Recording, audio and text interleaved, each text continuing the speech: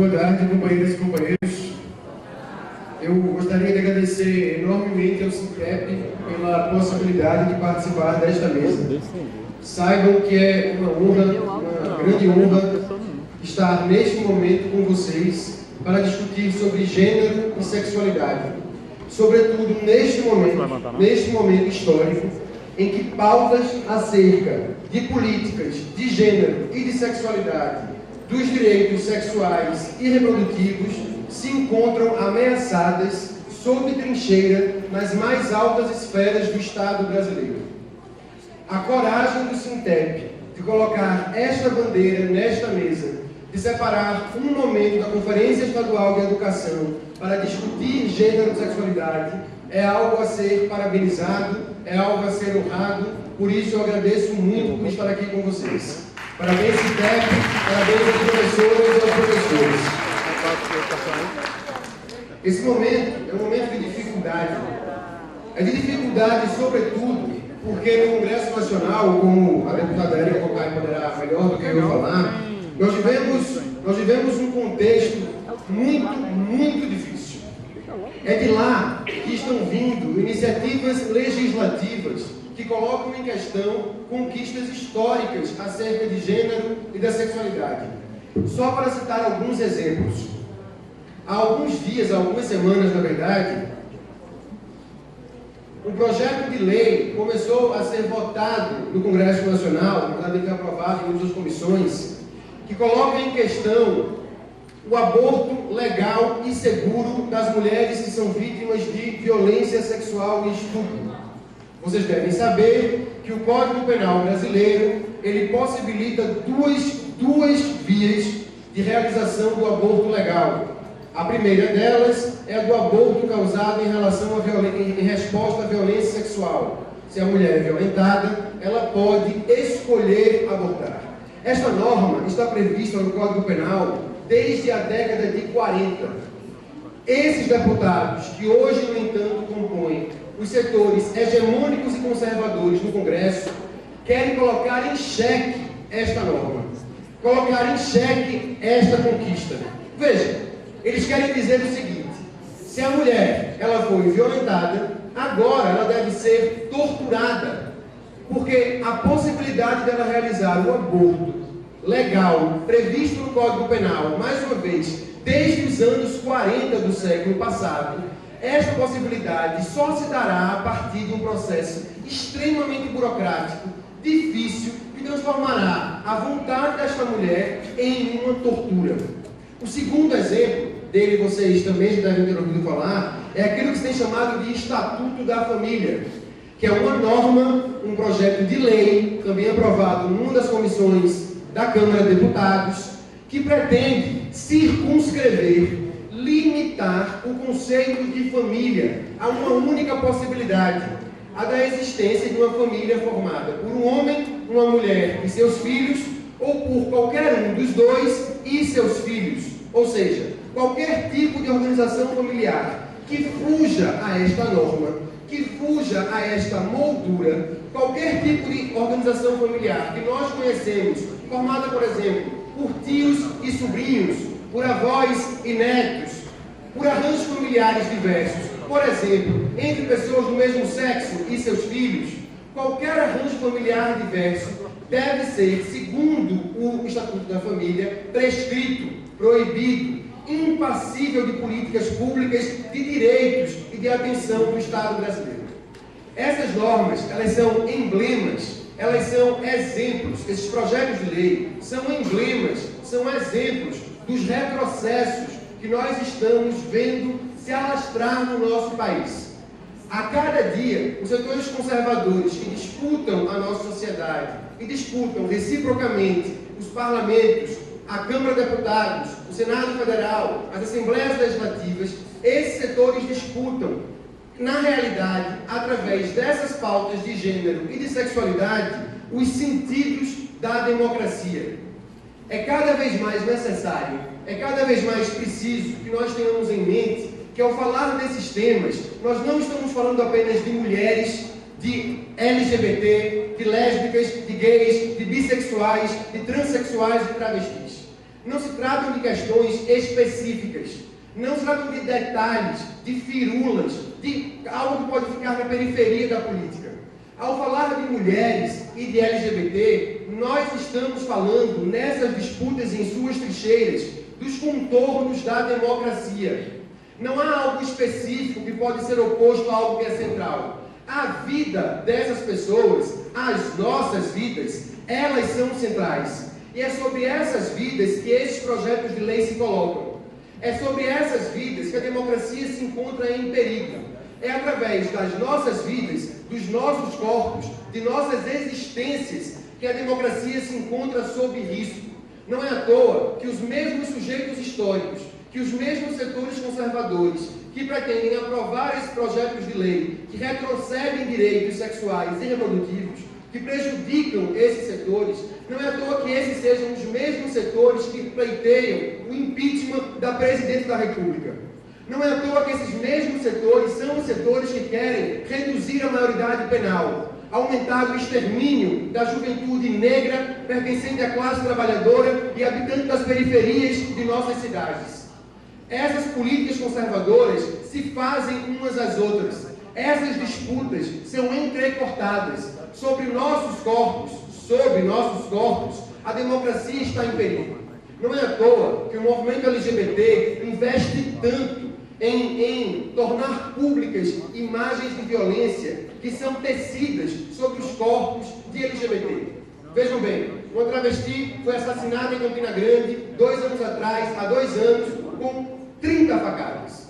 O movimento LGBT diz: 30 facadas significam que aquela morte foi uma morte provocada por homofobia, por discriminação, por preconceito. A delegada que investigava o caso disse que não.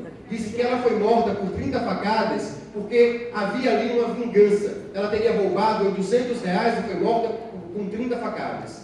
E o movimento LGBT pergunta: mas 30 facadas por causa de R$800? 30 facadas por causa de um roubo? 30 facadas por causa de uma vingança? Cada uma dessas facadas contra o corpo dessa travesti emblematiza um golpe contra a democracia. Sobre o corpo desta travesti está em questão o exercício e a experiência, estão em questão o exercício e a experiência democrática. Daí que é fundamental, é necessário, é inescapável que nós consideremos que essas relações de gênero, sexualidade, classe, racialização se fazem umas às outras. Não há aí, portanto, uma possibilidade de separação. Eu não me faço homem antes para depois me fazer trabalhador. Eu não me faço trabalhador antes para depois me fazer homossexual. Eu vou me fazendo trabalhador, homem, homossexual, socialista, disputando este país pela democracia ao mesmo tempo, reciprocamente, como experiência histórica. Porque assim a história se faz através de disputas de poder e de relações sociais que são, mais uma vez, entrecortadas e reciprocamente estabelecidas. Há, enfim, uma outra necessidade, a de que nós compreendamos que a escola em que vocês corajosamente trabalham cotidianamente, a escola consiste numa trincheira privilegiada dessas disputas. Não é à toa que parte significativa dos investimentos conservadores no campo do gênero e da sexualidade se dá contra a escola, ou sobre as escolas. Porque nas capitais e nos municípios, no parlamento brasileiro, o que está acontecendo em nosso país é a propagação de formas novas de censurar, de proibir o exercício democrático, calar a boca de professores, impedir que professores tematizem em sala de aula gênero e sexualidade é uma forma de censura e, portanto, um ato contra a experiência democrática e contra a democracia. Mas por que querem calar as bocas das professoras e dos professores? Por que falar sobre gênero em sala de aula é tão perigoso? Por que isso soa para esses setores de modo tão ameaçador? É perigoso porque, ao falar de gênero e de sexualidade, nós estamos dizendo sempre e inexoravelmente que nada é natural. Se nada é natural, tudo, absolutamente tudo, é passível de mudança, de transformação, da feitura da história. Como assim, Roberto? Nada é natural, ser homem não é natural, ser mulher não é natural, ser heterossexual não é natural. Não, nada é natural. Mas Roberto, você não nasceu homem, né? Nada há de óbvio nisso. Na escola, eu sou homem, assim minha filha, eu sou homem e sou viado, e sou sujeito de direito a participar da experiência democrática. É por isso que as bocas das professoras e dos professores não podem ser caladas. E devem tematizar gênero e sexualidade. Porque ao dizer que nada é natural, que como diria Simone de Beauvoir, não se nasce mulher, torna-se mulher. A Câmara de Vereadores de Campinas acaba de aprovar uma moção de repúdio a Simone de Beauvoir. Veja, Simone de Beauvoir foi uma intelectual francesa morta já há algumas décadas. Nenhum deles escreveu sobre o sexo algo parecido. Mas enfim. Veja, ao tematizar essas questões, nós estamos mais uma vez, insisto, afirmando que nada é natural. E que, portanto, as experiências de gênero, tornar-se mulher, tornar-se homem, vivenciar e compartilhar essas relações de gênero e sexualidade, experimentar desejos, construir formas de desejo, diversidades de desejo, tudo isso é história e, portanto, é feitura da história. É assim, tomando isso em consideração, levando isso em conta, que nós, professores, compreendemos a importância do nosso lugar. É por isso que nós não somos valorizadas e valorizados como professores, como educadores, mas as nossas bocas precisam ser alvo da preocupação desses sujeitos. Pois nós temos, dia após dia, de falar de gênero. Nós temos, dia após dia, de falar de negritude, hoje no final do Dia da Consciência Negra, não é verdade?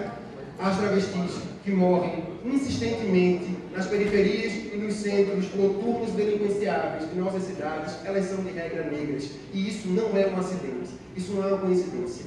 Nós temos que tematizar essas questões, porque ao fazer isso, nós estamos disputando a escola, nós estamos disputando a universidade, nós estamos disputando a gênese da sociedade, as nossas raízes, as relações sociais mais profundas, e assim, contra vontades de impeachment, contra hegemonias conservadoras, contra acessões conservadoras, nós estamos refazendo a esquerda no nosso país e refazendo a democracia.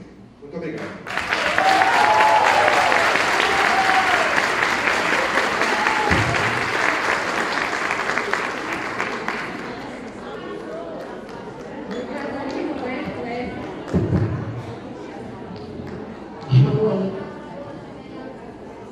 Bom, agora vamos para a nossa palestrante, Érica Cocai, que é natural de Fortaleza, Ceará.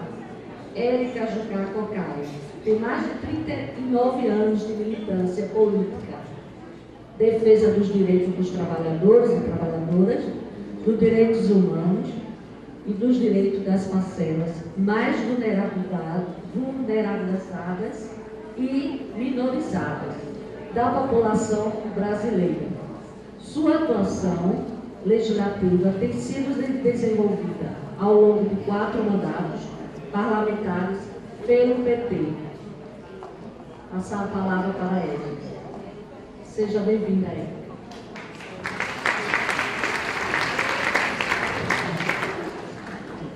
Eu queria desejar uma boa tarde a cada um e cada um de vocês, saudar o meu companheiro e as minhas companheiras de mesa, saudar o sindicato por estar abrindo esse espaço para que nós possamos refletir sobre nós mesmos, sobre a nossa própria sociedade, sobre as nossas próprias expressões, sobre a nossa dor e a alegria de sermos como nós somos. E eu começo com Simone de Beauvoir, que diz que nada nos limite, que nada nos defina, que nada nos sujeite, que a liberdade seja a nossa própria substância, que nada nos limite, que nada nos sujeite, que nada nos defina, porque, ora bolas, digo eu, somos seres humanos. Por isso, hoje, onde nós lembramos a imortalidade de Zumbi dos Palmares, nós estamos aqui para dizer que se nós somos fruto das casas grandes e senzalas, essa marca indelével na história do povo brasileiro, nós também somos fruto de Zumbi dos Palmares. Nós também falamos dos lugares onde se construíram os quilombos deste país. Portanto, nós estamos aqui para lembrar a imortalidade de Zumbi dos Palmares, em um país que ainda não conseguiu fazer os lutos dos seus períodos traumáticos. Nós não fizemos o luto do colonialismo, nem o luto do genocídio à população indígena, que sofre hoje um etnocídio, um impedimento de ser. Eu lembro de um cacique que dizia na Câmara: será que alguém acha que nós podemos ser indígenas se nós não tivermos o chão? Se a gente não puder pescar, se a gente não puder caçar, se a gente não puder dialogar e estar na terra onde estão os nossos antepassados? E querem que os indígenas deixem de ser indígenas, que sejam impedidos de ser, porque penso que nós vivemos um dilema meio shakespeariano de ser ou não ser. Há um processo de desumanização que corrói a nossa própria condição de sermos livres, porque penso que nós, seres humanos, não somos donos da vida.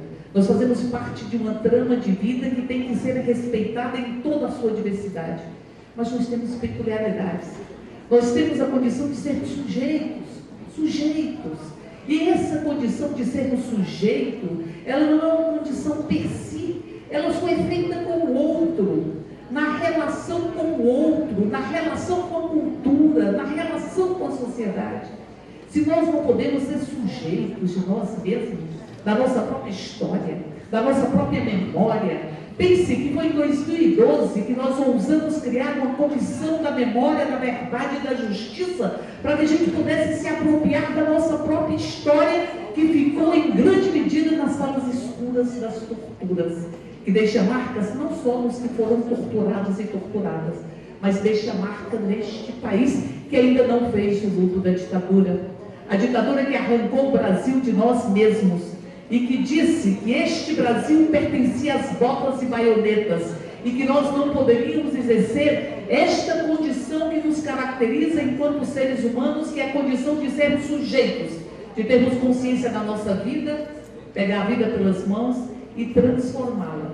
Porque nós dialogamos com o que não se vê. Nós dialogamos com o divino, nós dialogamos com o sonho, com a transformação, porque, ora bolas, nós somos seres humanos e estamos para reivindicar a nossa própria humanidade.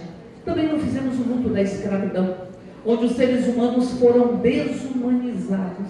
Por isso nós estamos hoje cheio de pedaços da ditadura, cheio de pedaços do colonialismo, cheio de pedaços da escravidão, fazendo a gente tropeçar na nossa construção democrática. Eduardo Cunha, na presidência da casa, é pedaço da ditadura militar.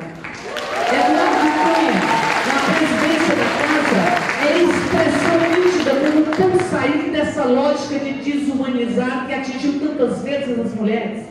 Se nós não somos donos do nosso próprio corpo, da nossa própria vida, se nós somos arrancadas, milhões de mulheres são arrancadas todos os dias da sua própria existência, arrancadas delas mesmas em função da violência doméstica. Como é que nós podemos dizer que essa nossa humanidade ela é vivenciada? Se tem seres humanos que não podem amar e não podem construir famílias, e a sociedade destina a eles armários para que eles não mostrem que são seres afetivos, como é que nós podemos dizer que se vive livremente a nossa própria humanidade? Por isso, o grande desafio que está posto neste momento é nós podermos vermos cada ser humano como ser humano. Nós podemos dar visibilidade à nossa própria humanidade. Nós podemos construir uma sociedade onde não tenham as subalternidades que foram construídas.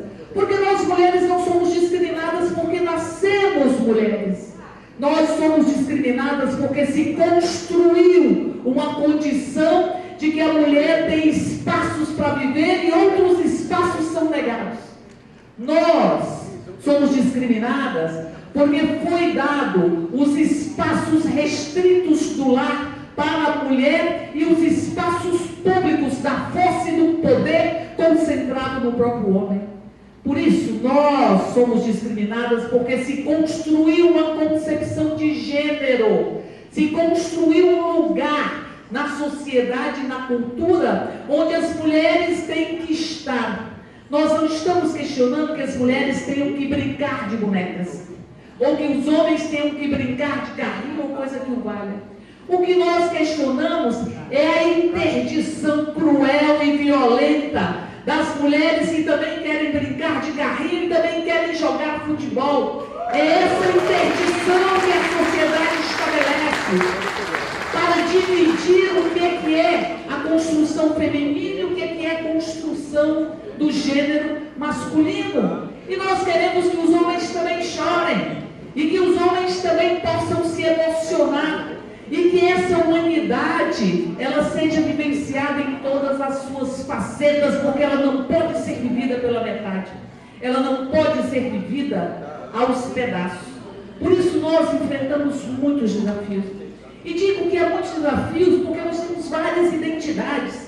Nós temos identidade de gênero, nós temos identidade de classe, temos identidade étnica, tantas identidades que o ser humano tem, para que ele possa se colocar no lugar da sua própria humanidade. E nós vivemos em uma sociedade onde há muita coisificação.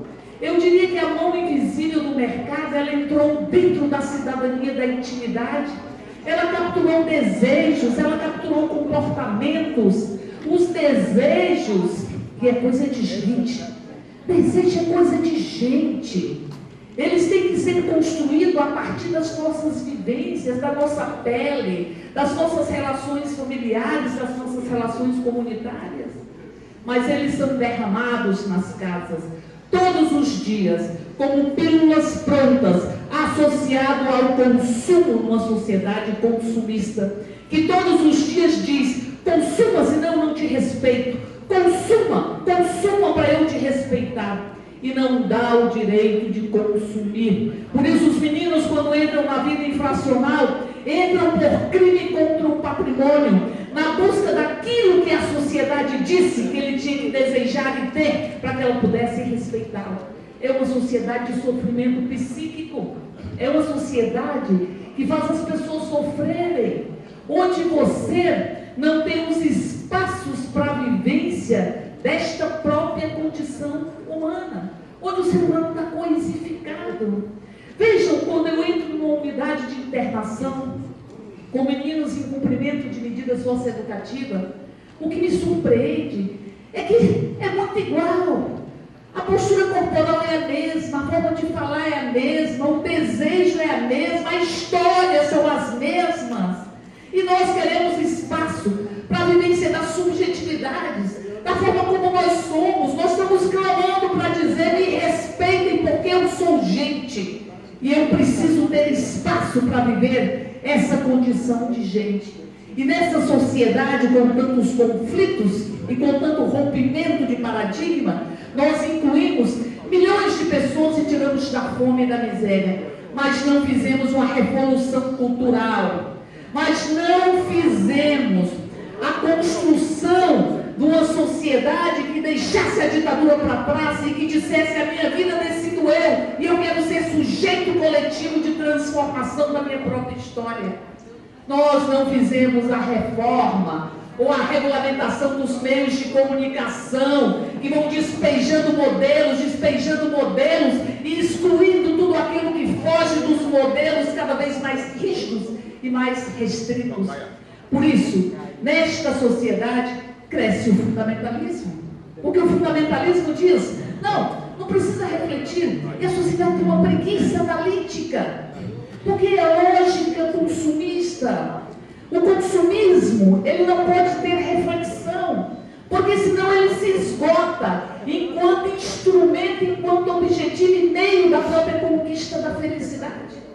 Há uma sociedade que espetaculariza a violência, onde todos os dias a gente vê a violência espetacularizada, e penso eu que espetacularizar a violência é para que a gente não perceba a violência que acontece todos os dias conosco, porque a violência se engrandece e se transforma em espetáculos nos meios de comunicação. Nesta sociedade, cresce o fundamentalismo que diz, não precisa refletir. Tal qual Freud falou do grande pai ou do grande outro. Venha que eu te levo para a felicidade. Porque refletir dói, porque escolher dói, porque entender que nós temos tantas expressões e somos uma miríade de expressões também dói. Entender que a noite é o dia, mas também é o anoitecer e o amanhecer, que nem dia direito é, nem noite é. Que é o preto e o branco, mas entre o preto e o branco há uma miríade de cores, há um arco-íris que não pode ser negado porque é expressão da diversidade humana. Refletir dói. E o fundamentalismo cresce. E são pelo menos 3 tipos de fundamentalismo. O fundamentalismo patrimonialista, que diz tudo se resolve elevando o próprio patrimônio. Que retiremos as terras dos indígenas, que retiremos as terras quilombolas, que vamos criminalizar, portanto, a FUNAI e o INCRA, que ousam estar fazendo com que a terra seja repartida para os sem terra, ou seja, demarcada para os quilombolas, ou seja, transformada em unidades de conservação. Eles resistem ao fundamentalismo patrimonialista. Há o fundamentalismo punitivo, que os problemas da sociedade se resolvem com as grades, as algemas e as balas. Nós temos a 4ª maior população carcerária do mundo. O Brasil tem aumentado o nível de encarceramento.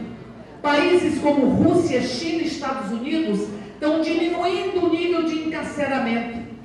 E o Brasil tem aumentado. E nós não temos uma sociedade mais pacífica, porque temos esse nível de encarceramento.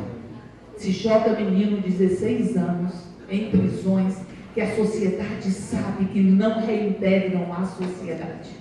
Que a sociedade sabe e dá voz a Foucault quando diz, não é um problema que estes presídios não recuperam, é que eles foram feitos para não recuperar, eles foram feitos para apartar, eles foram feitos para que nós não estejamos lidando com as nossas próprias insuficiências, porque não se pode refletir. Ao fundamentalismo punitivo e o fundamentalismo religioso, que avança sobre os nossos direitos. Avança sobre os nossos direitos.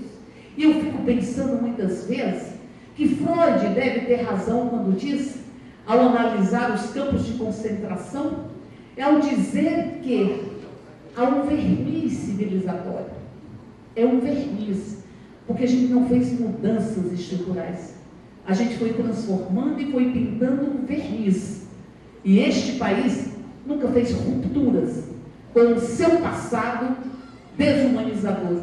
E esse verniz se rompe e se dá vazão a uma lógica de intolerância, uma lógica punitiva, uma lógica fascista. Porque isso que está no projeto 5069, ele diz que as mulheres vão ter que ir para o perito para poder atestar a sua violência, a violência sexual que sofreram. Ele dificulta a pílula do dia seguinte, que impede a gravidez,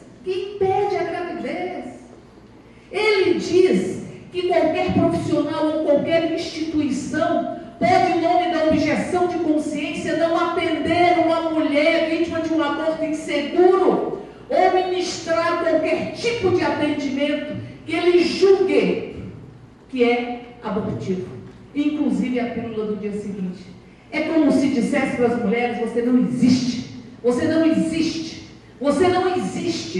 você vai poder carregar a gravidez do estupro e transformar o estupro em um estupro sem fim, porque a mulher não tem o direito de evitar a gravidez do estupro. Há um outro projeto que obriga o estuprador a reconhecer o filho, se a mulher decidir tê-lo. É a relação para o resto da vida com quem te estuprou. É como se dissesse para você, você não existe. existe a desumanização literal. É a mesma coisa no Estatuto da Família. Não é apenas que o Estatuto da Família, ele exclui mais de 20% das expressões familiares. O IBGE, em 2001, identificou 11 arranjos familiares. Em 2011, identificou 19 expressões familiares. A família muda. A família muda. A família de 40 anos atrás, no Brasil rural, era a família produtora. Hoje a família é um núcleo consumidor. A família muda. Na década de 60, a gente tinha o Estatuto da Mulher Casada, que dizia que a mulher, quando casasse, ficava parcialmente incapaz, porque ela dependia da autorização do marido para agir na vida, para fazer todas as suas atividades. Então veja, nós estamos fazendo com que a família não seja esse processo consequência das mudanças sociais, culturais e econômicas.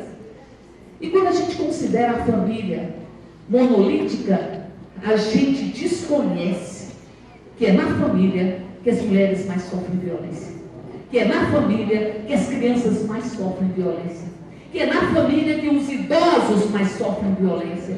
E a gente retrocede na Lei Maria da Penha e na Lei do Divórcio, porque eles dizem no parecer, família é família, com felicidade ou sem felicidade. Família é família, com afeto ou sem afeto. E a Lei do Divórcio, que é a possibilidade de romper uma relação conjugal para construir outra, se ela te provoca infelicidade, se ela não tem afeto. Que família é essa? Que é a lógica patriarcal, defendida com unhas e dentes pelos fundamentalistas religiosos. A família patriarcal, que eles transformam e dizem que nós defendemos uma ideologia de gênero, que a gente quer destruir a família patriarcal porque queremos destruir a família de classe, porque queremos a sociedade de classe, porque queremos construir uma sociedade anárquica, sem considerar os direitos individuais. As mulheres, dentro de casa, elas são arrancadas delas mesmas. Elas sofrem um processo desumanizador, porque elas vão sendo arrancadas, e de repente, quando elas olham dentro dela, não tem mais ninguém. Ela virou um espelho do desejo do outro. E há milhões de mulheres que não querem voltar para casa. Há milhões de mulheres, e digo isso porque na rua ninguém sabe quem a gente é, na rua a gente é anônimo, é em casa que a gente é a gente. Há milhões de mulheres nesse país que não querem voltar para casa, e eles querem dizer que a família é um bloco único e que a família tem que ser difundida na escola, mas estas famílias que são definidas enquanto famílias, que tem que ser priorizada pelo SUS, estas famílias e as outras caem no limbo da discriminação. E as outras caem no limbo da exclusão e criam os conselhos de família com poderes para representar e defender estes tipos de família. Por isso digo para cada um e cada um de vocês que esses fundamentalismos que se alimentam um dos outros e são potencializados pela presidência da casa, a presidência da casa que tem síndrome de imperador tem Eduardo Cunha, que acha que é a reencarnação de Luís XIV, porque a lei sou eu, o Estado sou eu. E essa presidência da casa puxa essa agenda e vai potencializando essa agenda numa democracia onde os partidos são muito frágeis. Os partidos, com exceções, obviamente, mas são frágeis, são muito mais legendas. Se criou agora o Partido da Mulher Brasileira. Ele tem 7 deputados. Eu vou repetir, ele tem 7 deputados. O Partido da Mulher Brasileira. Nenhum desses deputados que eu conheça priorizou a luta dos direitos das mulheres. É mais uma vez a gente sendo alavancado para poder potencializar os homens, como é hoje a nossa legislação, onde as mulheres são chamadas para compor as nominadas para eleger os homens. E nós temos 9,9% de mulheres na Câmara, menos do que um países onde as mulheres usam burcas. São as nossas burcas invisíveis, as nossas mordaças invisíveis. Nós queremos os espaços de poder, a liberdade de amar, a liberdade de ser, porque nós precisamos enfrentar o nível de violência que existe na nossa sociedade. Uma sociedade do medo e da culpa. Uma sociedade onde todos os dias eles dizem que você tem que ter medo. Tenha medo de adoecer, faça um plano de saúde. Tenha medo porque sua casa pode ser roubada, faça um seguro. Tenha medo que seu filho não vá para a universidade, faça uma poupança. É a sociedade que estimula o medo e ao mesmo tempo impõe a culpa, que são instrumentos de dominação. A pessoa homoafetiva que beija o outro não pode se sentir culpada em função disso, porque isso é expressão de amor, isso é expressão de afeto. As mulheres, quantas vezes se sentem culpadas porque a sociedade diz: vai, ocupa teu espaço público no trabalho, mas não deixe o seu filho adoecer, mas que a sua casa esteja sempre limpa. As ditaduras da perfeição que faz a mulher ter que sair carregada de culpa quando deixa um menino, seu filho, e ele chora porque quer a sua presença. Ela se sente culpada. Culpada porque não quer ter uma relação sexual com o seu marido, porque ele está sem vontade. Culpada em função das ditaduras da perfeição que se impõem sobre as mulheres. Por isso digo que essa sociedade do medo e da culpa, ela só será enfrentada se nós trouxermos para a centralidade da agenda do Estado a luta em defesa dos direitos. Sabe por que digo isso? Porque antes das 50 mil pessoas que morrem todos os anos neste Brasil, e não são pessoas aleatoriamente, a maioria são jovens.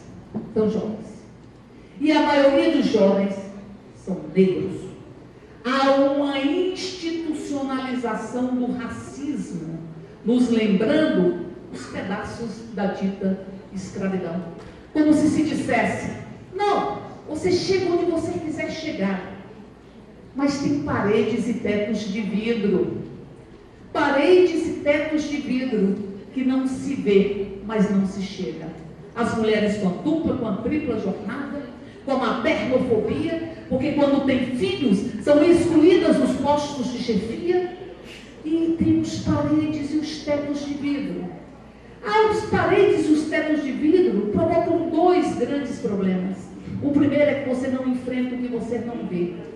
O segundo é que, quando você não chega onde você quer chegar, e você não vê o teto de vidro, você tende a assumir o fracasso enquanto fracasso individual.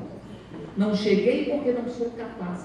Não chegou porque tem teto de vidro, porque tem parede de vidro, porque a sociedade tem que se reconhecer enquanto sociedade homofóbica, sexista, machista e racista. Tem que reconhecer os seus próprios genocídios, que o Brasil não reconhece. Nós temos mais de 3 milhões de pessoas que foram assassinadas nos navios negreiros, homens, mulheres e crianças, arrancados da sua própria humanidade, na sua própria terra, no seu próprio território. Nós temos inúmeros hospitais psiquiátricos que recebiam as mulheres basicamente, as mulheres mães solteiras, as mulheres que os maridos queriam descartar para viver com suas amantes, as pessoas com deficiência, e na medida que aqui não teve campo de concentração. O hospital de Barbacena, o hospital de Colônia, assassinou mais de 60 mil pessoas. Chegou a assassinar 15 pessoas por dia com choques elétricos ministrados por qualquer pessoa. Então não me digam que o Brasil não tem os seus holocaustos. Tem que reconhecê-los para que nós possamos construir uma sociedade de paz. De paz. Como é que a gente constrói uma sociedade de paz? A gente constrói a sociedade de paz quando a gente olha o outro e diz: ele tem os mesmos direitos que eu tenho. Quando a gente faz valer o que está na Declaração Universal das Pessoas, dos Seres Humanos, dos Direitos Humanos, que diz: todo ser humano nasce livre e igual em direitos e dignidade. Pense no que é dignidade. A concepção de direitos humanos que vai para além da cidadania. Cidadania eu falo de deveres e direitos. Direitos humanos eu falo de dignidade humana. Até quando é permitido matar uma guerra, não é permitido torturar, não é permitido assassinar crianças, assassinar civis. O conceito de dignidade humana, ele não vai existir se nós tivermos uma sociedade onde as mulheres não podem ter os mesmos direitos, onde os meninos, a comunidade LGBT não podem ter o direito de amar. E pense como é revolucionário a luta pelo direito de ser uma sociedade que mercantiliza a vida e o ser humano, nos transforma em mercadoria todos os dias. E pense como é revolucionário a luta pelo direito de amar uma sociedade com tanto desamor.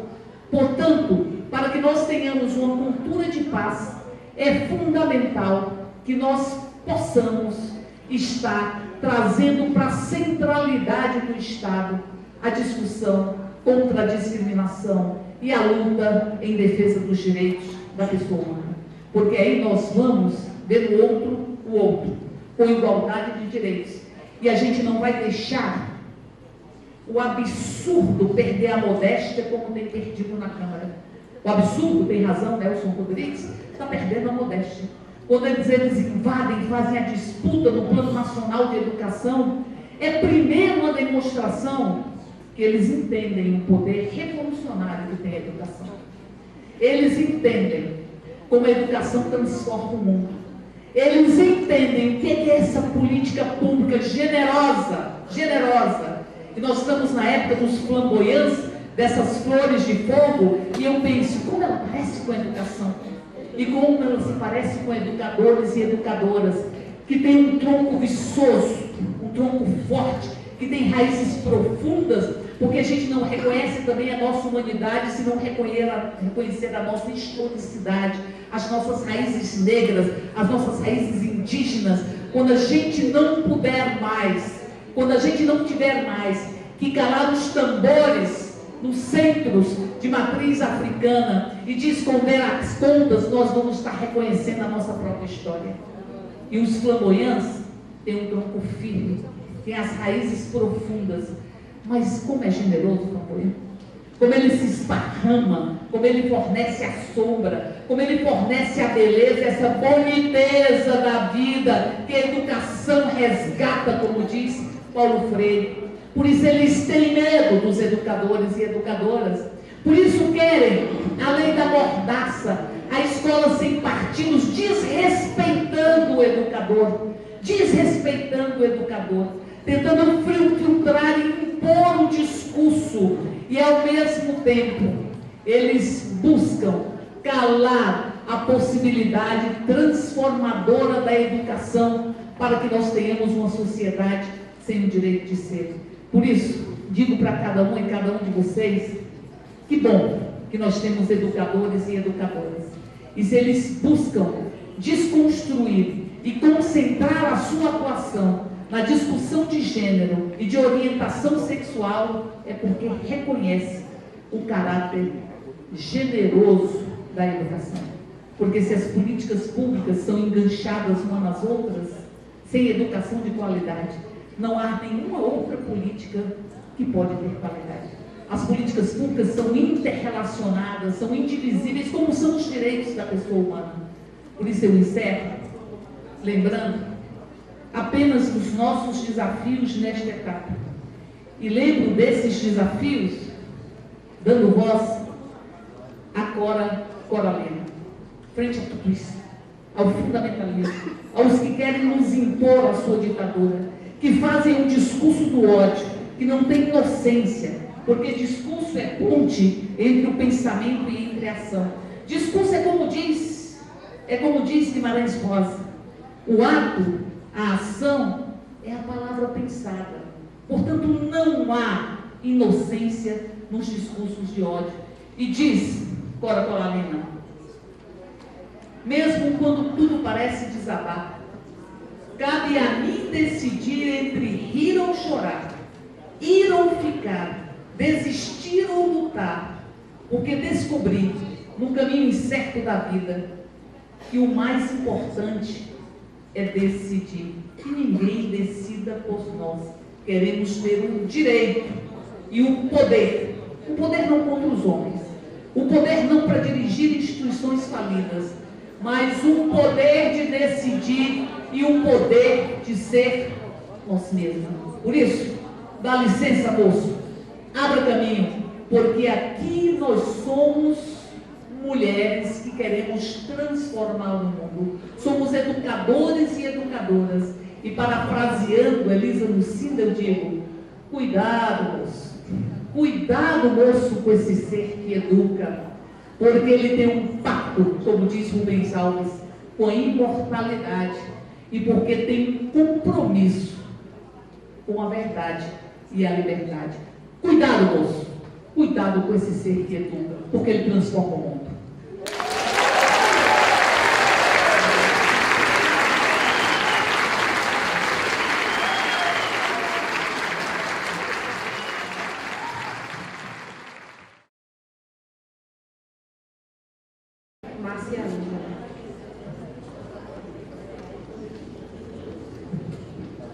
Minha gente, é muito difícil, né? 5 minutos para dar conta de todas essas provocações. Já desconto para esses 5 minutos, né? Minha noção.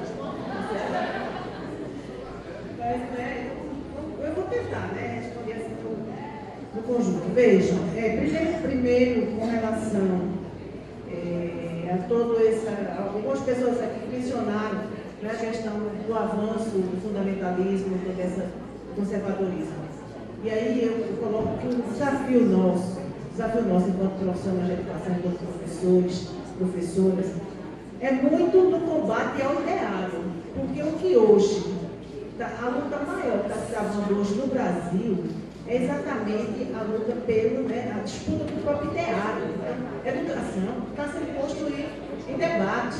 O que a gente tem observado, e aí eu acho que tem um poder assim, terrível na sociedade brasileira, que é o poder da mídia, certo? Então você tem aí uma Rede Globo, que não tem nenhuma preocupação de ter algum aspecto educativo, então o tempo todo, em relação à população que já, em boa parte da população desinformada, então aquela coisa vai entrando. E por isso, né, e alguns aqui falaram sobre a situação das escolas, por isso que as escolas refletem também essa questão.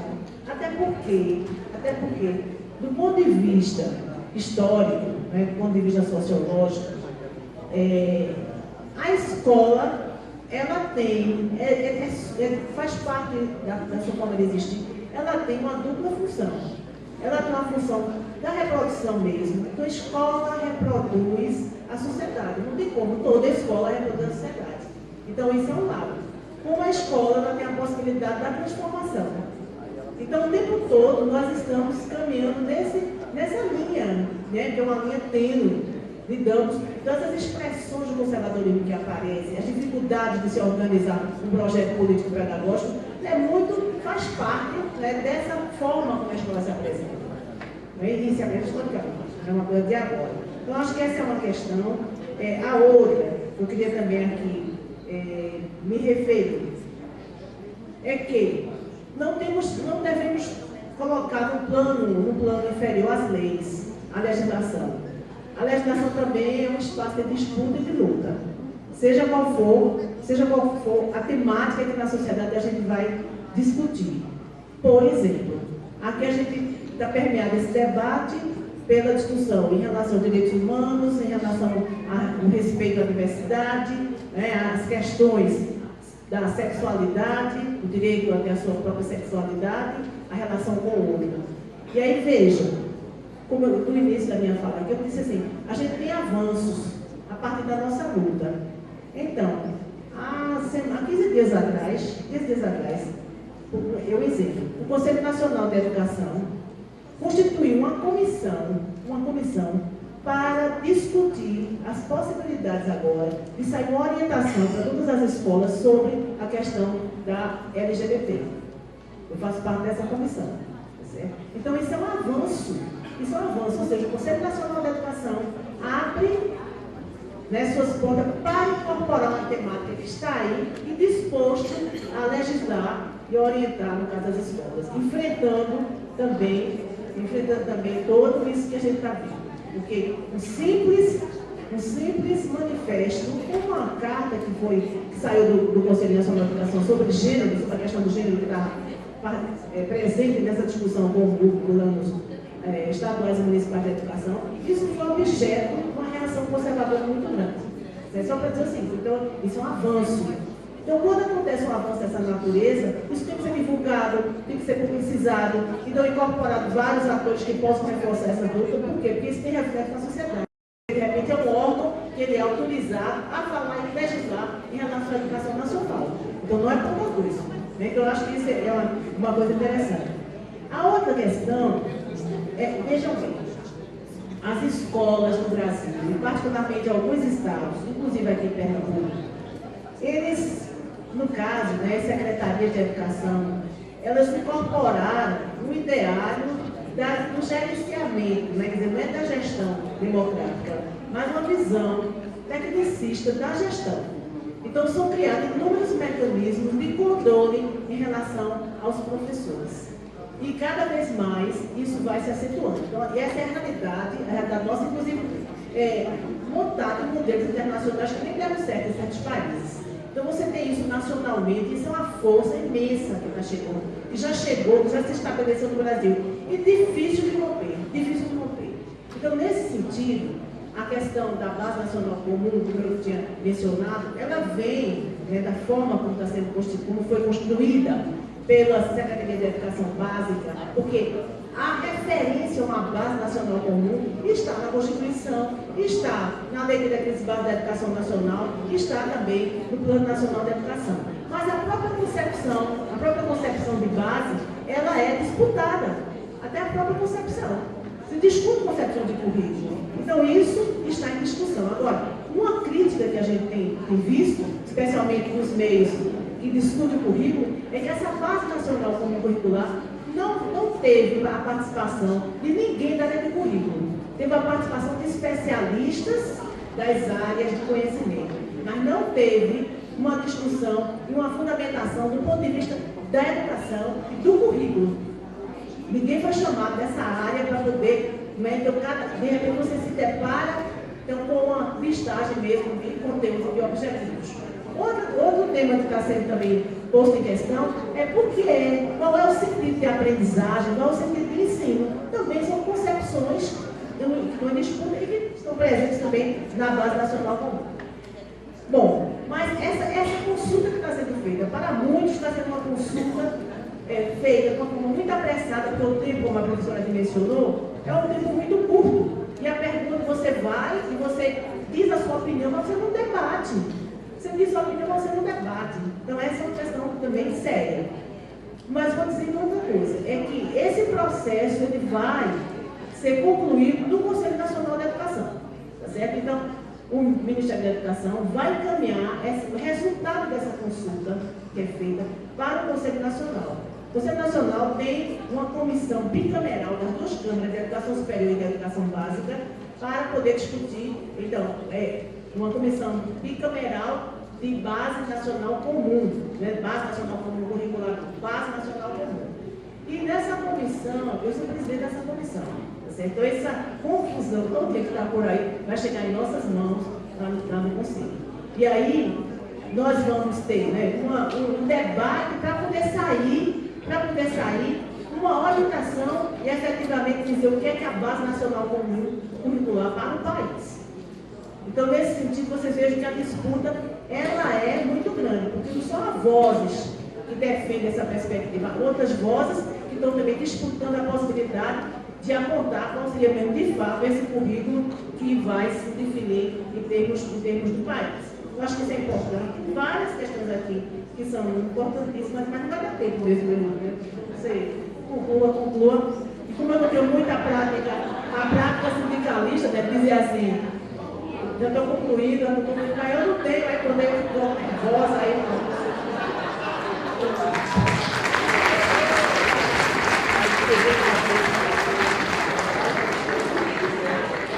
Obrigada, professora. Agora nós vamos para a Isis. Primeiro, quero dizer para vocês que eu fiquei assim, muito feliz aqui da participação de todos, de todas as pessoas. As pessoas que vieram aqui cantar, Socorro, a outra professora, a Rosário, Socorro, Rosário, e a outra professora também, a Ivete, que veio aqui cantar. Para a gente ver como às vezes a gente pensa as coisas de uma forma, né? E são mulheres de uma época que era muito mais difícil a gente se posicionar, e elas se posicionam através da música. Isso é uma forma de resistência também, que eu achei assim, eu fiquei arrepiada, porque a gente vê isso, né? Ou a gente vai lá, briga com o marido, faz não sei mais o que, e vai embora mesmo, e tal, quer dizer, pelo menos eu faço, né? Às vezes a gente faz isso, mas a gente vê as várias formas de resistência que a gente pode estar tendo para ir discutindo algumas questões extremamente importantes, né? Então eu quero parabenizá-las aqui por isso, eu achei extremamente importante.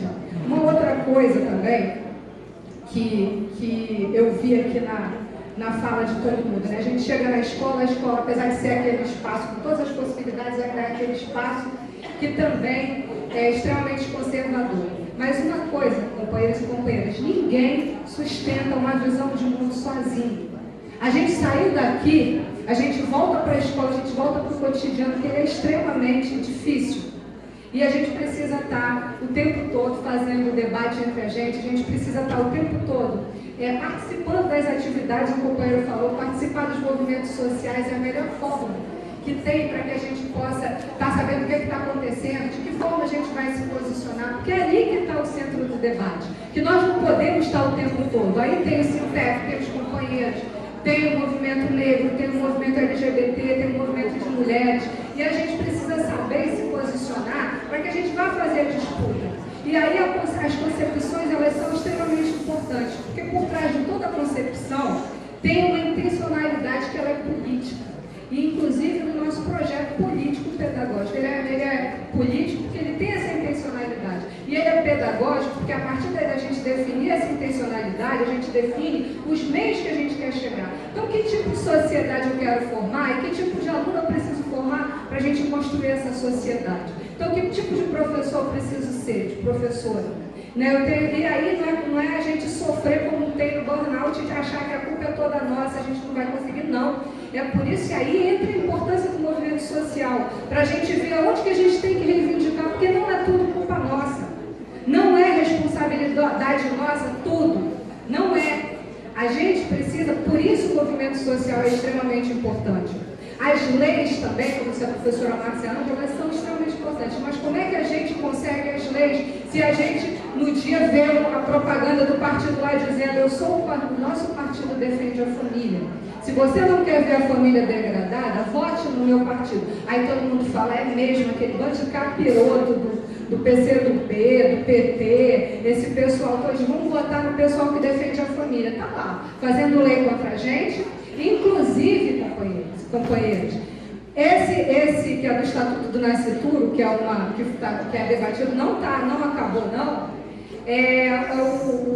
O estuprador, se ele chega e ele assume o filho, ele tem pena mais branda, ele pode receber uma bolsa, que a gente chama de bolsa estupro, para ajudar a cuidar da criança. E outra coisa, como pai legalizado, ele pode conviver com a criança, interferir na educação da criança e mais. A gente pensa que só quem é estuprada é a mulher solteira, que é das minissárias. Não, companheiros. De repente, uma companheira casada é estuprada, vai ter que ter o filho do estuprador e você vai ter que conviver com ele na sua casa, lá dividindo a educação do filho dele. Então, são questões, e aí eu não estou dizendo que tem que tirar a mulher que achar que ela quer ter aquele filho, é um direito dela, mas aquela que não quer também tem direito. É isso que a gente defende, que seja respeitada a vontade das mulheres. Não é sair fazendo, hoje eu vou fazer um aborto, não é assim. Não, quem é a mulher aqui sabe o que eu estou dizendo, como é difícil isso para as mulheres. Inclusive, essa lei que impede que as mulheres tenham atendimento, você imagina, a primeira coisa que a mulher, depois que é estuprada, quer fazer é o quê? Quer ir para casa, tomar banho, se lavar. ela não vai poder. Ela tem que ir lá para a delegacia e ficar esperando ser atendida, falar para aquelas pessoas que fazem o BO lá, explicar 1000 vezes, convencer, geralmente são homens, convencer que ela não estava lá fazendo nada demais e tal, que ela não estimulou. Entendeu? Que ela não se insinuou. Depois disso, ela pega o BO e ela vai tentar ser atendida. Dificulta porque o coquetel anti-AIDS também precisa ser logo administrado. E isso aí acaba fazendo... E a gente não percebe isso, a gente acha que é uma questão só das mulheres. Da mesma forma, as mulheres, quando a gente fala assim, a gente está falando só do ponto de vista biológico das mulheres. Nós não temos que ser vistas só do ponto de vista biológico. As mulheres são vistas, principalmente nas políticas de saúde, por esses mais conservadores, só do ponto de vista biológico. Nosso ponto de vista emocional, social, de cidadania, ele não é levado em conta. Em nenhum momento ele é levado em conta. Nós somos meras reprodutoras. Só isso. É isso que é a política de saúde que eles querem fazer para a gente. Não leva em conta mais nada. Os nossos direitos sexuais e reprodutivos. Uma outra coisa também que eu queria chamar a atenção é que nós, eu falei da questão do ponto de vista biológico, mas tem uma outra questão que a gente precisa levar, e aí eu falo como movimento sindical. O movimento sindical tem que debater mais isso. O movimento sindical precisa debater mais isso. E é um movimento como um todo. Porque as direções das centrais têm um debate, têm uma posição, mas quando a gente vai para os nossos sindicatos, a gente não tem, eu não estou dizendo de todas as centrais. Estou falando da CTB, da CUT, de todas as outras centrais. A gente não tem esse debate. E a gente, às vezes, precisa conviver da mesma forma como as mulheres, às vezes, no movimento sindical, convivem com determinadas brincadeiras sem graça, que falam da gente e tal. Da mesma coisa os nossos companheiros que são homossexuais, eles também ficam... Eu vi companheiros nossos, por exemplo, Zezinho, da FUSE. O Zezinho, companheiro nosso, que lá de São Paulo, da FUSE, funcionário de escola, que eu já vi companheiros nossos fazer brincadeiras com ele, extremamente desrespeitosas. Então, a gente precisa saber o que é mesmo a camaradagem, o companheirismo, como que a gente, na nossa vida privada, ela precisa ser respeitada, e que nem toda brincadeira é brincadeira. Às vezes, aquilo ali é um motivo de extremo constrangimento, tanto para as mulheres. A mesma coisa que a gente chega aqui e a pessoa diz assim para você: olha, eu queria aqui parabenizar a essa pessoa tão linda aqui, que é a deputada Érica Cocai, que vem aqui com toda a sua beleza falar, como se o que ela tivesse dito não tivesse tido nenhuma importância. E está só ressaltando a beleza. Não que nós não gostemos de elogio, a gente gosta, né? Todo mundo gosta, mas no momento certo. Quando a gente está naquele momento que você recebeu um elogio, é bom. Quando você está falando de política, quando você está falando de política de gênero, de educação, você quer ser elogiada, ou criticado, não é pela sua aparência, e nem pela sua voz, nem pela sua beleza, nem pela sua condição. Você quer ser criticada ou elogiada pelo que você fala, pelos seus argumentos, pela sua contundência. É isso que eu acho que precisa ser muito bem entendido. E uma outra questão também, só para a gente já concluir, são os 16 dias de ativismo. A gente não pode ficar só nas datas, mas as datas elas têm uma carga muito importante. Os 16 dias de ativismo, que começa no dia 25, quer dizer, começa no dia 20 para nós aqui do Brasil, com o Dia da Consciência Negra, então está começando, mas que tem uma data que é extremamente importante, que é o dia 6. Tem o dia 6, o dia 6 o dia 25, que é das Irmãs Mirabel, que foram assassinadas, né, brutalmente, porque faziam na República Dominicana, e tem o dia 6 de mulheres assassinadas num curso de engenharia no Canadá, porque os meninos não admitiam que elas estivessem ocupando, né, cada vez mais ocupando as salas de aula daquele curso. Então, esse dia 6 é o dia do laço branco, que a gente chama, né, dos homens, aqui no Brasil, dos homens contra a violência contra as mulheres. Eu penso que em todas as escolas, que em todos os lugares a gente faça essa reflexão dos 16 dias de ativismo, para a gente começar a discutir. Não é só a data, mas a data ela é extremamente propulsora. Nós da CNT, nós temos uma revista chamada Mátria. A revista Mátria, ela hoje é uma revista que ela extrapola os mundos da escola. Pelo menos no meu estado, e alguns que eu já vi depoimento, juízas, jornalistas, as pessoas querem ler a Mátria, querem ver a Mátria. Eu acho isso extremamente porque é uma produção nossa, das trabalhadoras, das mulheres progressistas. Então, companheiras e companheiros, eu penso que para nós é fundamental nós entendermos que essa não é uma luta que a gente vai fazer paralela à nossa luta que nós estamos fazendo hoje, que é a luta pela democracia, é a luta pelo avanço do país. Isso está intrinsecamente ligado, porque inclusive usam isso para nos tirar da nossa luta maior, isso que é a luta da entrega do Brasil para os estrangeiros, que é a entrega da Petrobras, que é acabar com o maior patrimônio do povo brasileiro. Então eles atacam por todas as frentes. É a frente de mulheres, é a frente de saúde, é em todas as frentes, é o avanço do conservadorismo. E quando a gente se preocupa, a gente está brigando por isso, eles estão lá fazendo projeto para acabar com a lei de partilha, eles estão lá querendo entregar o Brasil para os estrangeiros, e a gente não pode achar que a luta das mulheres é algo à parte, porque a luta é de nada menos de mais da metade da população do país.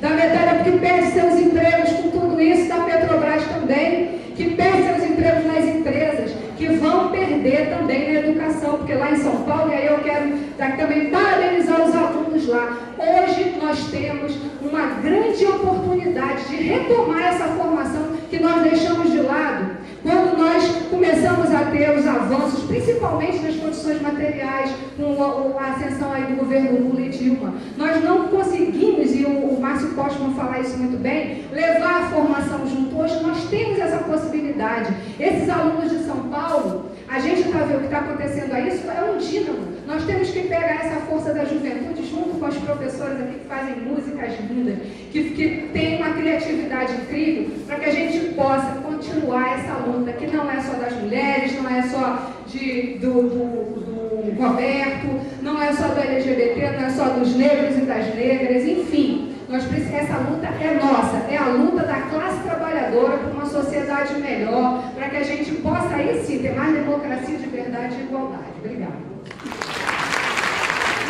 Obrigada, agora Roberto. Porque, de fato, é muito difícil, né? Pensar que a escola é esse lugar por excelência de resistência, é essa trincheira e, ao mesmo tempo, está sob conflito com o conservadorismo de um modo tão contundente. Mas eu queria fazer uma comparação com vocês. Eu tive uma trajetória de vida que foi mais ou menos assim. Eu estudei numa escola privada, que era uma escola branca, bastante heteronormativa, em que os homens e os meninos, adolescentes, professores, quase todos os homens, ocupavam os maiores lugares de significância. Eu saí dessa escola privada e fui para a faculdade de Direito do Recife, aquela faculdade que está no centro da cidade, sabe aquele prédio que fica achado? Pronto, eu entrei. Na minha turma havia mais homens do que mulheres, eram 99% brancos, e as mulheres também eram brancas, havia só uma moça que era negra na minha sala. Hoje sou professor de uma universidade federal. Entre meus colegas, a grande maioria é de homens. Entre os estudantes e as estudantes, hoje em dia já há mais mulheres estudantes do que homens estudantes, e em razão das cotas para escolas públicas e com os cortes étnico-raciais, uma conquista histórica do movimento negro, em razão das cotas há uma maior representatividade dessas pessoas na escola, na faculdade de Direito, e uma menor assimetria, uma menor desigualdade.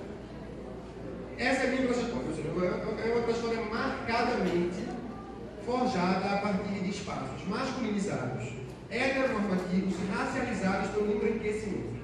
E, portanto, pelo silêncio da discriminação, como se o racismo não estivesse lá, porque a ausência das pessoas negras atestava essa ausência de racismo só aparente.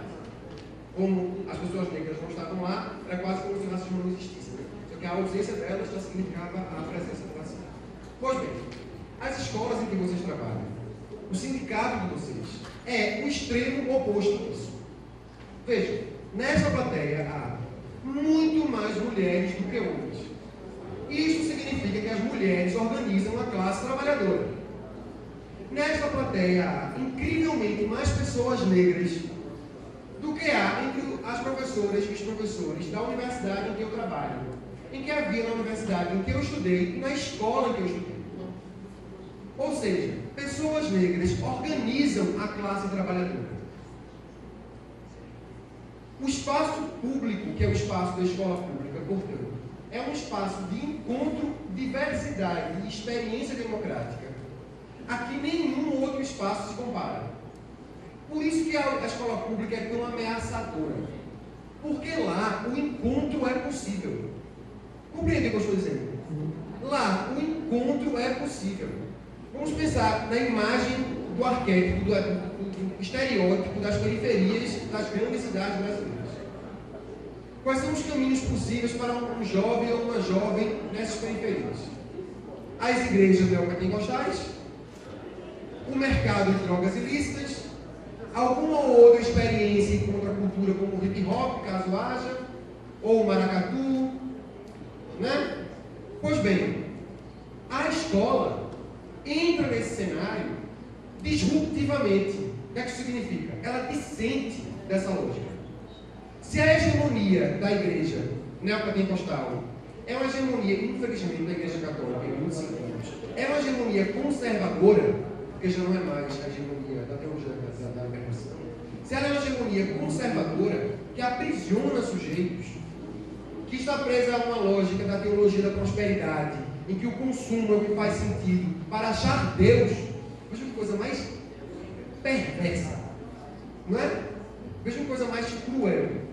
A escola é o que se opõe a isso. Por isso que a escola é tão ameaçadora, tão potencialmente, estruturalmente subversiva, apesar de ser um ambiente tão difícil. Porque lá, o espaço público que nos resta faz sentido. E o espaço público, que é o espaço do encontro e do exercício democrático, este espaço precisa ser fortalecido. O prefeito do Recife, esses dias, a prefeitura do Recife, esses dias, o prefeito em consequência, lançou uma normatização nova para os parques do Recife. Por que não falar disso? Quem quer dizer de falar disso? Agora a gente não pode jogar bola no parque, passear com o cachorro na praça, não pode. A gente não pode fazer lanche, piquenique, dar colinha e passear, comer coxinha, cachorro quente, não pode na praça. O que a gente pode fazer no espaço público? Quase nada. A gente não pode entrar no espaço público. A gente não pode ocupar o espaço público. A gente não pode fazer o espaço público. O que isso significa? Significa que a gente não pode fazer democracia. O que a escola faz em contramão? A escola estrutura um espaço público possível. E vocês, a presença de vocês, testemunham a radicalidade desse encontro possível para a democracia. Por isso que, apesar da dificuldade, sabe? Apesar do conflito, apesar da ascensão conservadora, inclusive na escola, porque é óbvio, né? Se a escola é parte da sociedade, as disputas que atuam na sociedade atuam também na escola, apesar disso tudo, dessa dificuldade toda, a escola ainda é, por excelência, um espaço do avanço histórico e democrático. Se a gente não parte para as escolas para investir nisso, a gente não tem para onde ir. Não é só uma coisa assim, não é só aquele discurso de salvem as criancinhas, né? De que as crianças são o futuro do Brasil. Não é essa coisa redentora apenas. É óbvio que as crianças são o futuro do Brasil, mas não é disso que eu estou falando. É porque a escola experimenta o encontro e, portanto, reconstitui o que é público. E isso, por si, já é contra-hegemônico. Daí que ser professor nesse ambiente é parte dessa contra-hegemonia. Ser professor nesse ambiente é parte do que é contestado. Agora é óbvio, né? Ninguém contesta sozinho em sala de aula. Ninguém modifica o mundo sozinho, né? A massa poliferiana, não é de que a transformação, ela só se dá em comunhão, o diálogo, a mudança, o processo revolucionário só se dá em comunhão. Por isso que é fundamental que haja o sintético, que haja o sindicato, que coligue os nossos anseios, que enlace as nossas angústias, que nos una nesse processo histórico. Por isso que, por sua vez, os professores, as professoras, o sindicato, também não podem estar sozinhas e sozinhos nessa. É preciso travar o diálogo com os outros sujeitos que estão organizados para mudar a nossa realidade. os movimentos sociais são fundamentais nesse cenário.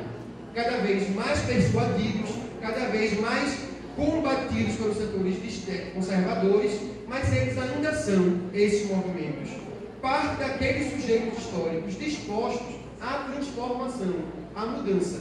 Daí que, professoras, professores, o Sintec, é fundamental que estejamos ao lado dos movimentos.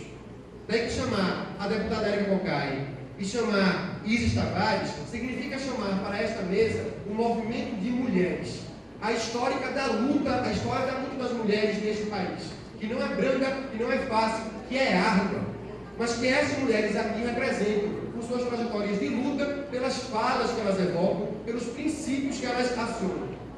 Entendem? Há, portanto, um laço aqui, um nó nas trajetórias, nas histórias, na transformação que deve ser feita em comunhão. Quando você chamou o Roberto para falar, é óbvio que na minha fala ressoa muitas das falas que eu ouvi a minha vida inteira nos espaços do movimento LGBT. Porque nós não estamos sozinhos. Nossas falas nunca são solitárias. Através de cada uma das nossas palavras, falam as palavras de muitos sujeitos organizados nas lutas sociais. Porque assim como a escola, a luta social é um espaço pedagógico por excelência. A gente aprende na escola e a gente aprende na luta. E vocês são professoras e professores em luta, não é isso? Nós somos professoras e professores em luta. Porque é assim, ocupando a escola, ocupando a universidade, ocupando a sala de aula, disputando com muita coragem no Congresso Nacional. Pense numa coragem necessária, num estômago. Eu teria que tomar pantoprazol todos os dias para estar naquele lugar.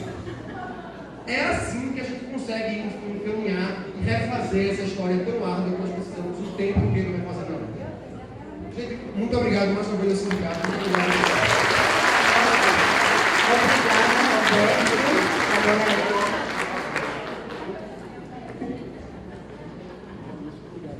Eu estou dizendo para Márcia Ângela e para as meninas que estão contando que eu sou sindicalista. Eu começo com aquele negócio, concluir, para concluir mesmo. Então, definitivamente concluindo. Mas, enfim, eu queria saudar muito a oportunidade de estar aqui. E eu penso que essa discussão, como eu disse, num período muito de dierização da vida, não é? O Congresso está dierizado, as ideias estão dierizadas, está todo mundo dierizado ou comercializado. É muito importante que nós possamos abrir esses espaços pelo direito de ser. E dentro disso, a discussão de gênero. Porque quando a gente fala em discussão de gênero, nós estamos falando não só da construção de uma subalternidade social, cultural, construção social e cultural das mulheres, mas nós estamos falando também da negação da população trans. Porque quando a gente fala de orientação sexual, nós estamos falando de homens que orientam a sua afetividade, a sua sexualidade para outro homem. Ou de mulheres que orientam a sua sexualidade, a sua afetividade, o seu amor para outra mulher. Quando a gente fala de trans, nós estamos falando de pessoas que têm um corpo que não corresponde à fotocondição. E os relatos são incluídos. Porque, de toda sorte, a sociedade constrói os armários e os armários, eles são desconstruídos quando a pessoa se sente com força para isso. A população trans não tem armário. Ela é isso. Ela é homem, ou ela é masculina ou feminina.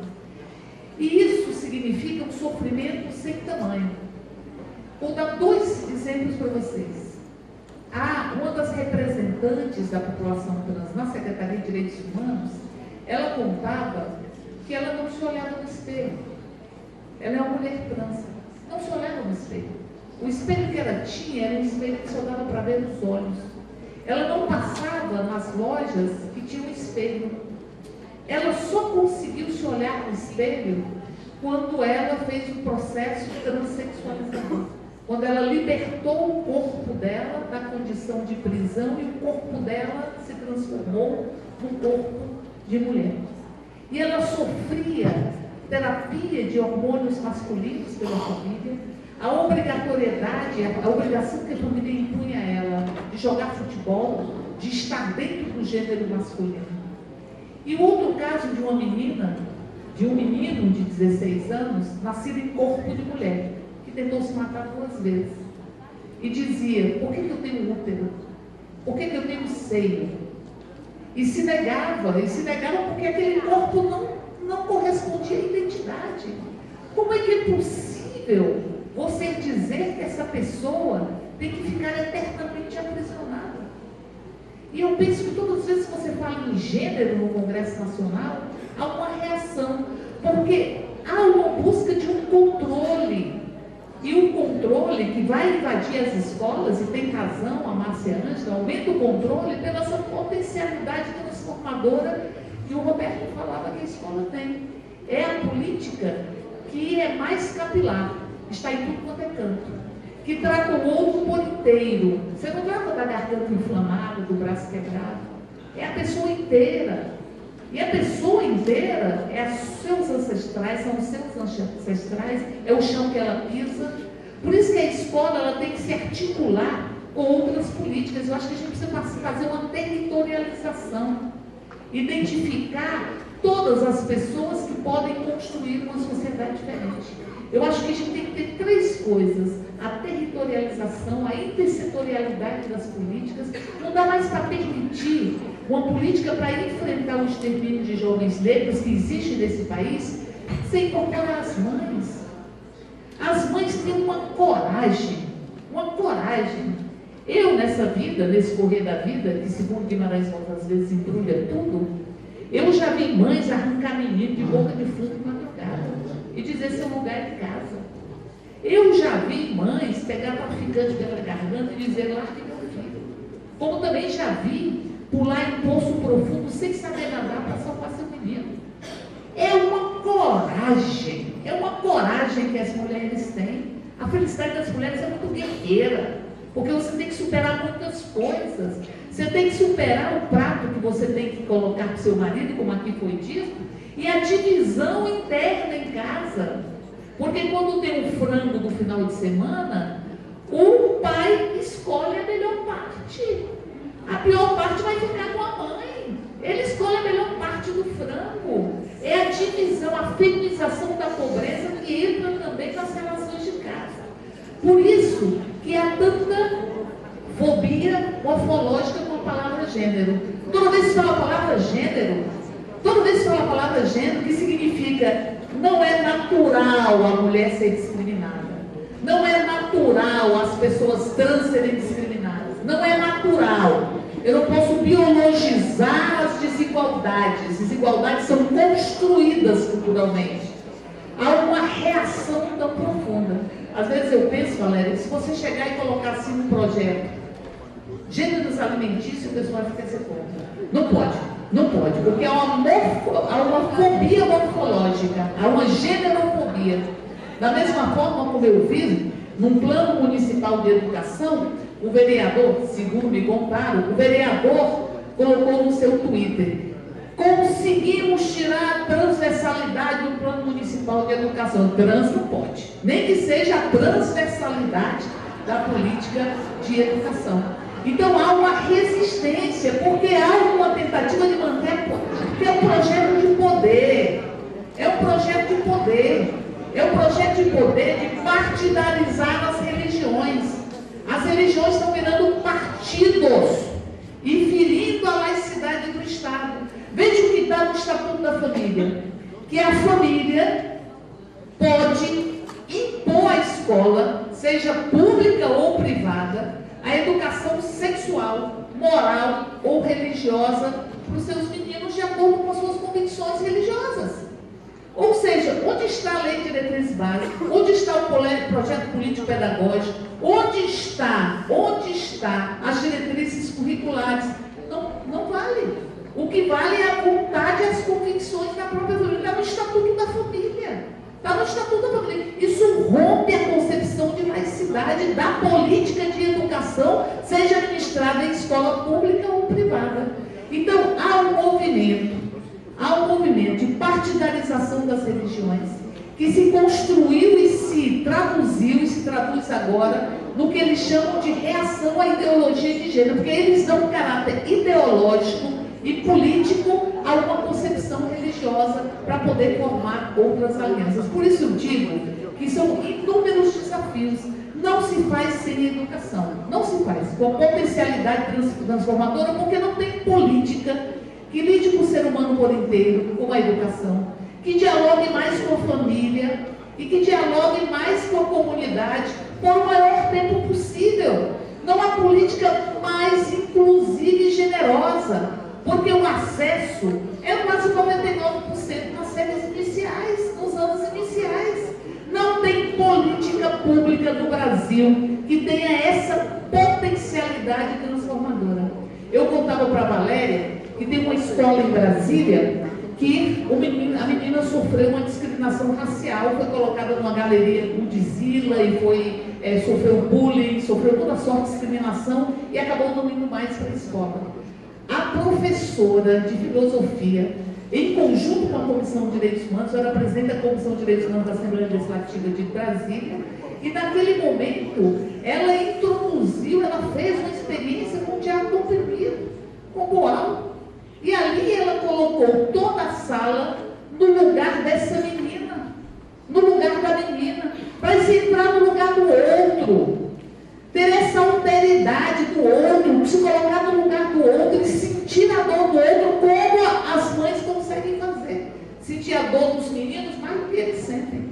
Sentir a alegria dos meninos mais do que eles sentem. Essa generosidade que nós temos. Por isso, eu vou encerrar dizendo, se alguém me perguntar o que fazer, eu digo, vocês têm muitos deputados que representam o Pernambuco e representam o Brasil inteiro.